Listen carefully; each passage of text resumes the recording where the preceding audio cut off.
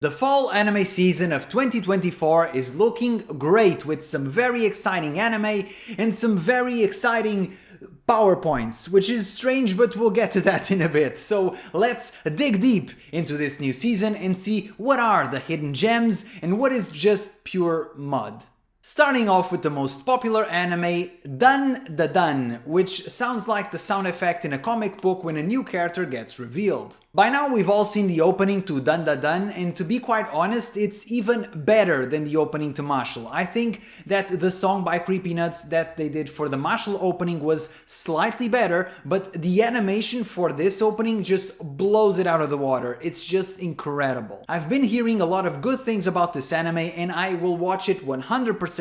The only reason I haven't yet is because I haven't had time to make a video about it, and I was thinking of just saving my load for the video, you know.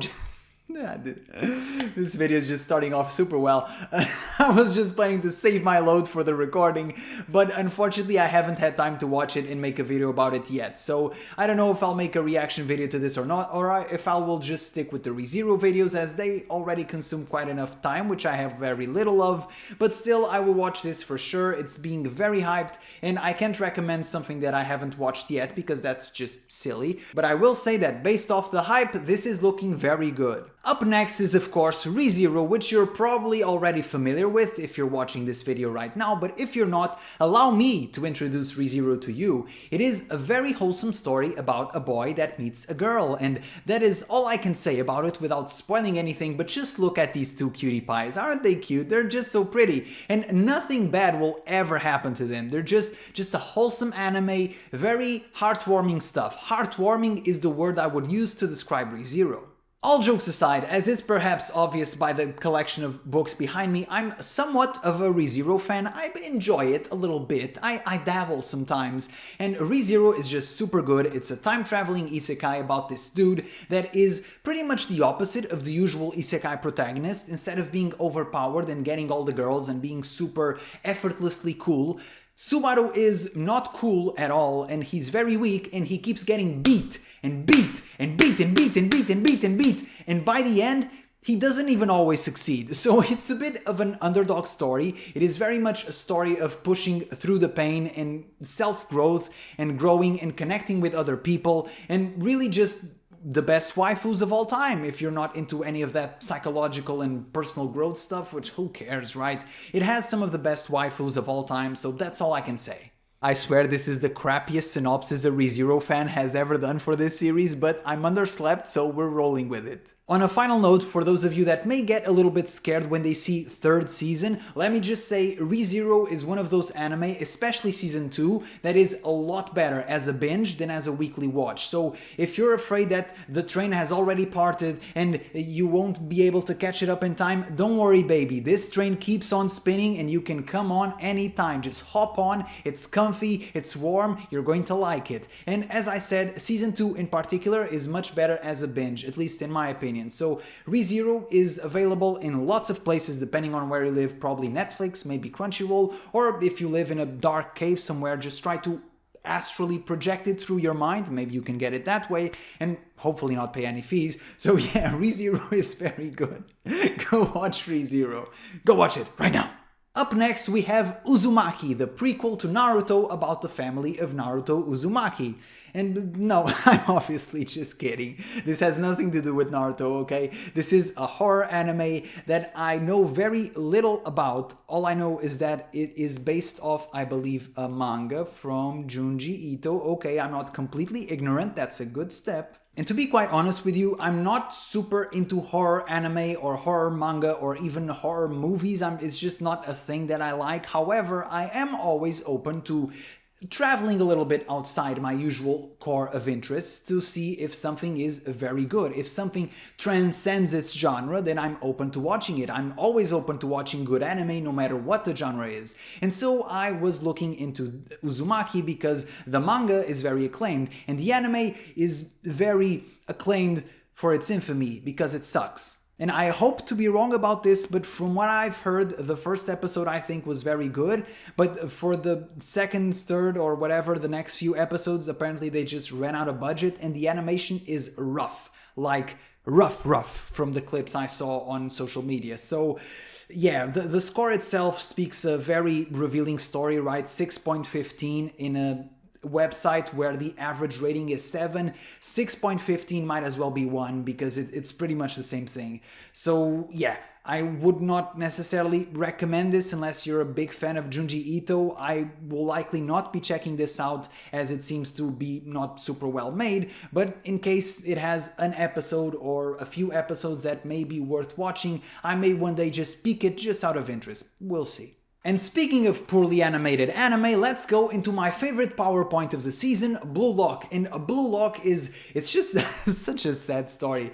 This is a sports anime, and you know, when you think sports anime, you think fluid, motion, action shots, just characters going back and forth. And this does have a lot of going back and forth, as in the transitions you do on PowerPoint, and that is probably the best way I can explain it.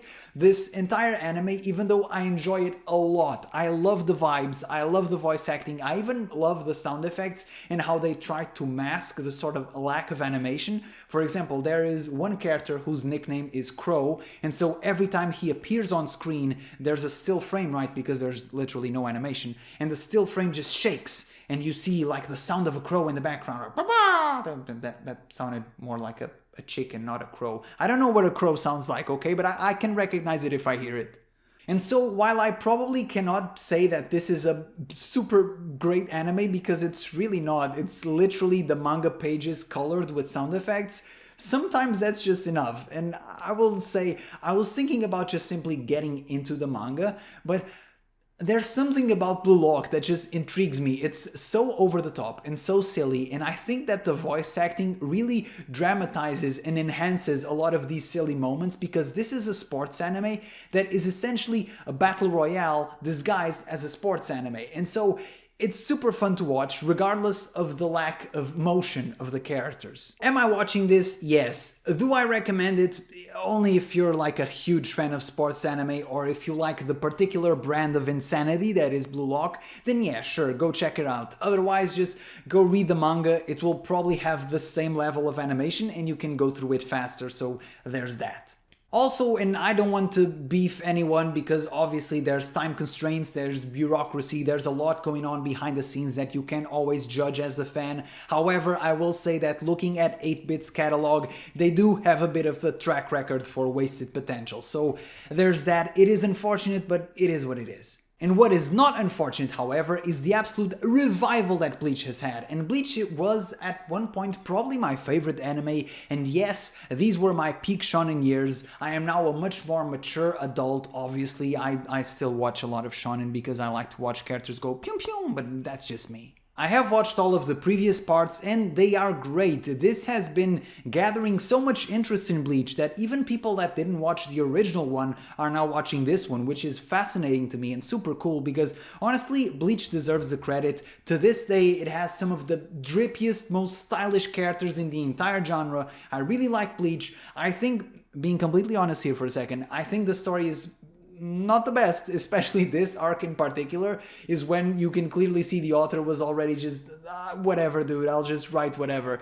And it's still fun because the characters are in the powers and the looks and the design. Everything is so over the top and crazy and flashy and really stays in your memory. But besides that, if you're watching for an intricate story and complex characters, this is probably not the anime you're going for. If you want to watch Bleach, as in the quintessential shonen with lots of cool powers and power-ups and dramatic moments and dramatic faces and cool designs, then this is the anime for you. Up next, I'm going to ignore whatever this is, light novel, harem, isekai, reincarnation, buddy, it's just, at this point, if it has these tags, I'm probably skipping it. It has to be amazing for me to watch this because I'm just fed up. The box is full of these ones. The box is full. And speaking of boxes, blue box.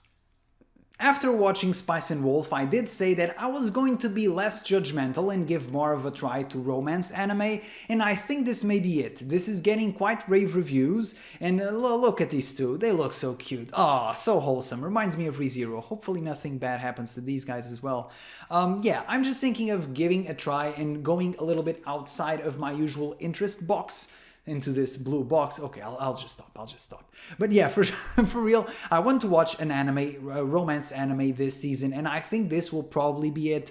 Let me know if there's anything better or if I should watch even more than this one. And yeah, I will probably be watching Blue Box. It looks good enough. It also has that team sports subgenre, so hopefully it isn't just characters talking about their feelings, which can get a bit boring if not directed properly. By having the sports thing as a little bit of a crutch to keep things moving, it makes me hopeful that this will be a lot better than the usual high school romance are, because high school romance to me at this point, listen guys, I'm nearing 30, okay? I have the heart of a 6-year-old. It's just not it for me. Up next, once again, light novel, harem, isekai. It's just, another one. But I will say this young lady looks very healthy. That is all I will say, and let's move on. And speaking of healthy young ladies, whatever this is, I hope this lady does not catch a cold. She seems to be a little bit poorly clothed in the chest area. Once again, light novel, action, adventure, fantasy. This is Danmachi. I don't need to introduce my Danmachi to anyone at this point. I will say this is probably one of the few very famous, and I'm using the word famous loosely here, but one of the few famous anime that I have not watched, which is strange to me because usually this falls right up my alley. No, not the chest area, stop it, but the fantasy action themes. I usually watch everything that is fantasy, so for some reason this escaped my radar on season 1, and then I ended up not watching the subsequent seasons, and by now we're in season 5. Wow. 5. So yeah, maybe one day I will get into this. I was also a little bit undecided because this is one of those where I don't know if the anime is worth watching or just simply skipping directly into the light novel, which is something perhaps you guys can advise me in the comments. But yeah, I will not be watching this because it's the 5th season of a show I did not watch, but I have heard on Twitter and from the clips that I've seen, it looks like it's cooking a little bit here. I don't know if it's an omelet, if it's a steak, or if it's just a burnt toast, but it's cooking something. It's cooking something. And speaking of cooking delicious things, Shangri-La Season 2, and it's just great, honestly. Shangri-La is one of those anime that went completely under my radar, and I started watching episode 1 of the first season completely on a whim, and I just loved it. The premise is very simple, and I will say it is once again one of those anime where the characters and storytelling aren't the most deep or complex, but it doesn't need to be. It is good at what it tries to do, and what it tries to do is be a fun, action-centric anime around video games, and it does that perfectly. Besides the production value and animation, which is way beyond what I expected for this anime in particular, which I hadn't even heard about before, so these types of more obscure anime getting this type of budget is super cool always. I will say what this anime really excels at is giving you the gaming vibe. Everything that you see on this anime, from tiny details to really the overall storytelling, really tells you that the author is a gamer and he knows games. And that's something that is quite overlooked in a lot of anime. For example, Sword Art Online, there has been many videos and many comments done about this, but the game itself isn't super well thought out, and some of the things don't quite make up sense. For example, the most common example is in Season 2 of Sword Art Online, you couldn't even pick your avatar, which is something every single gamer would hate, like a randomized avatar. That just sounds crazy. This anime here, Shangri-La Frontier, seems like a love letter to nerds, gaming nerds, and if that is right up your alley, then be sure to enjoy it. Be sure to check out Shangri-La. I know this anime isn't super popular, so make sure you do not overlook it because it is much better than perhaps its lack of popularity would indicate. Having said that, this is season 2, so there is already a season for you to watch, which has perhaps one of the best boss fights in anime, so be sure to enjoy that as well. And speaking of gaming anime, Sword Art Online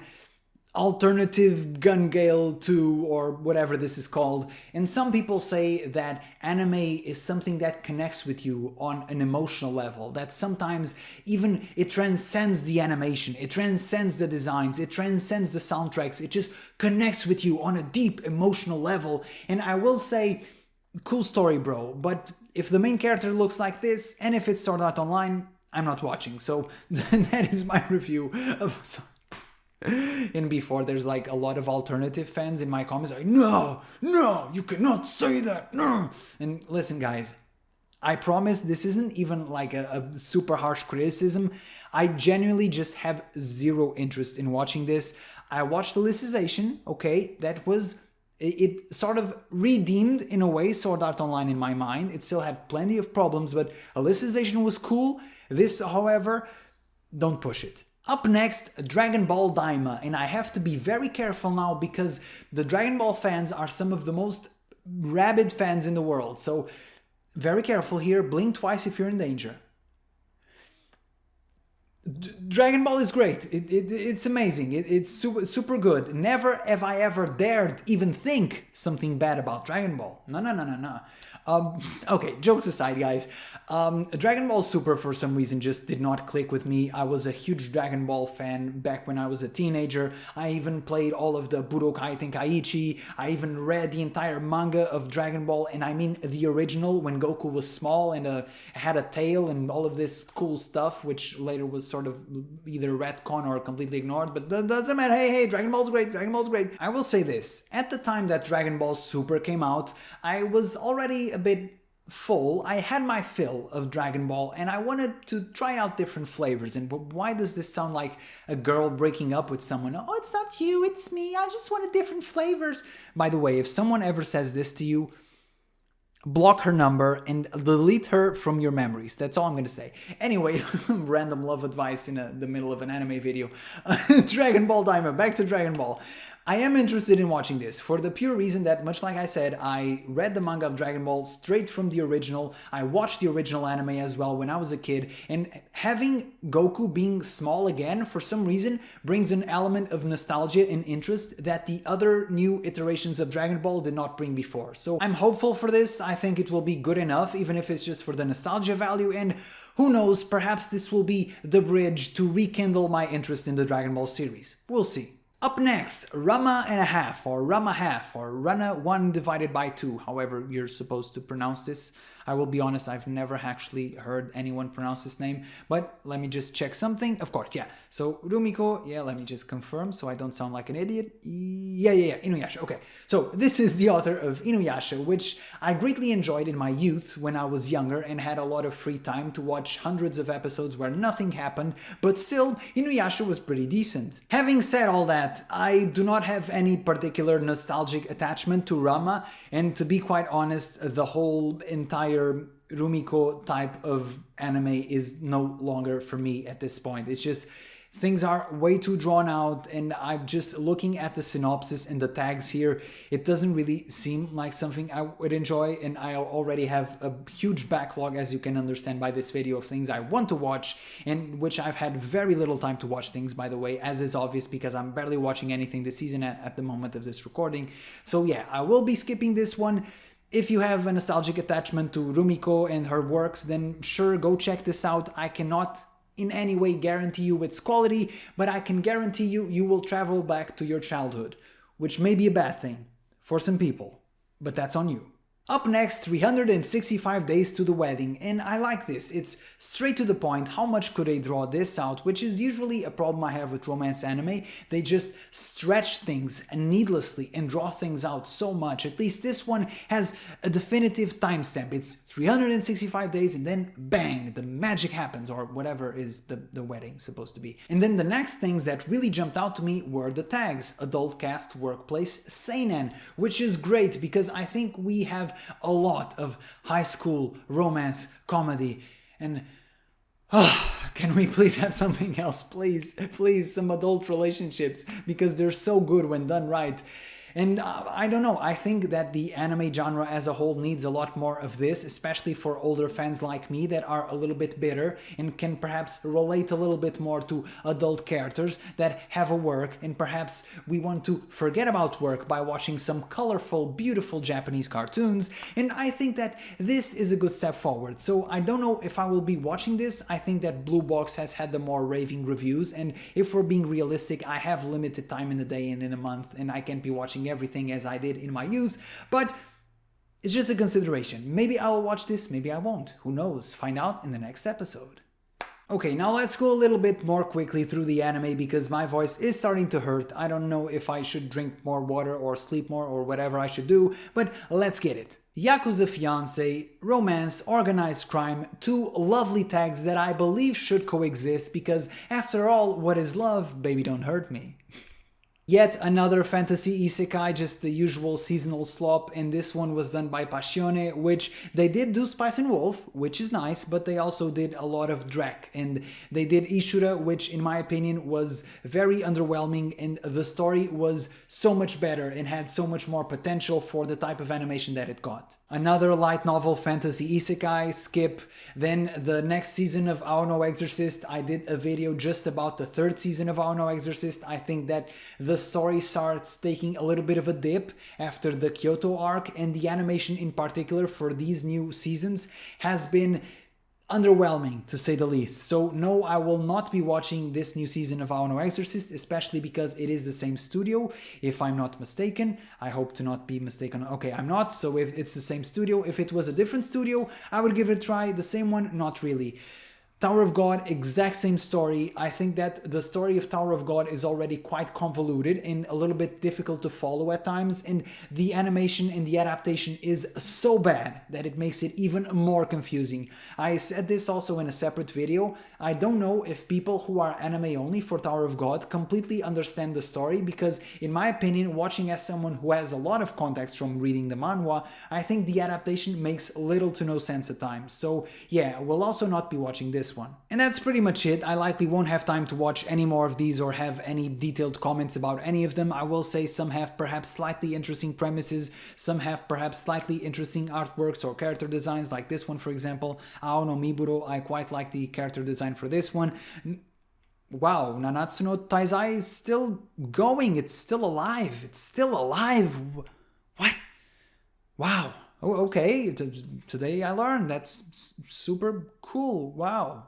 And for the leftovers, I have pretty much nothing. I have been keeping up with One Piece. I've been a manga reader for over a decade now, and I keep up with the anime occasionally. And for Fairy Tail 100 Years Quest, I'm watching it for the nostalgia factor and for the memes at this point. So it's Fairy Tail. And this has been it for me today, folks. A very casual preview today because I actually haven't had time to watch a lot of the anime that I wanted to before making this video, but I think I made a more or less accurate assessment of what I will end up watching. So be sure to leave it in the comments if I am missing or overlooking something that you think is fantastic and phenomenal and that I have to watch, me and obviously the other people in the comments as well. So be sure to leave a comment, be sure to leave a like, subscribe, and see you guys in the next video. Ciao!